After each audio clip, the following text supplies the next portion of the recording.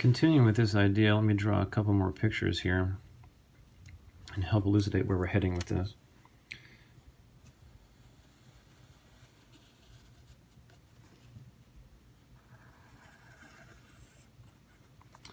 All right, maybe something like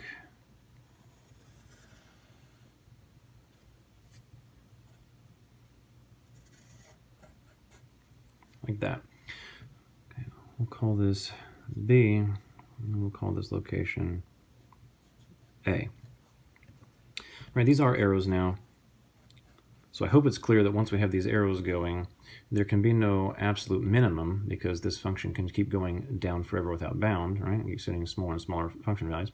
And also there's no absolute maximum because the function continues upwards without bound on the right-hand side. So this one has no absolute max or min, very common in many situations. That's not the focus of what I want here right now, though. I want to focus on these relative extrema, which can be a little more subtle. All right. So looking around for relative extrema, we see one already, right? Here's a peak, here's an apex, a certain locale of the function, right? We can take this open interval here, map it up. Again, this is just the pictorial understanding. There, and we would have this set of function values, and sure enough, there is a highest value within there, right? Highest value there. So we have a relative max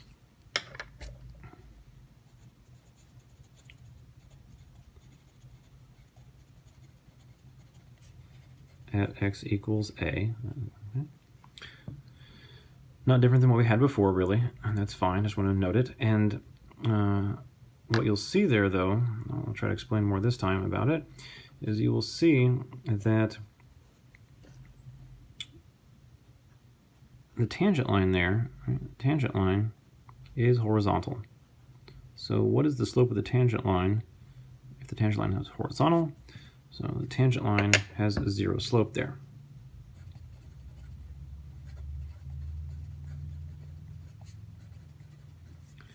Has slope 0. What would that mean? That would mean that the derivative at A, right, that location, would be 0. The slope of the function is 0 there.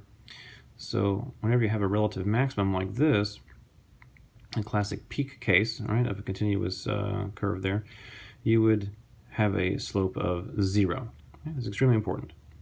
Okay, let's look at the other location here of import, which is B. So I can take another open interval here, map it up to the curve, have a set of function values. Is there a highest or lowest value for this subset of the range values? Sure. Send me down here. I'm not going to call this a trough, though, right?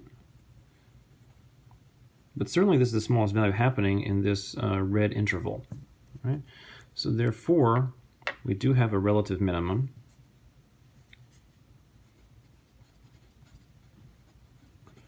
Relative minimum. And it's happening at x equals b.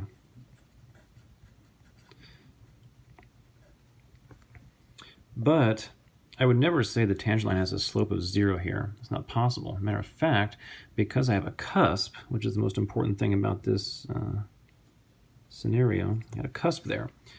And we mentioned before that at a cusp, that the derivative does not exist. So therefore, because it's happening at a cusp, f prime at b is undefined.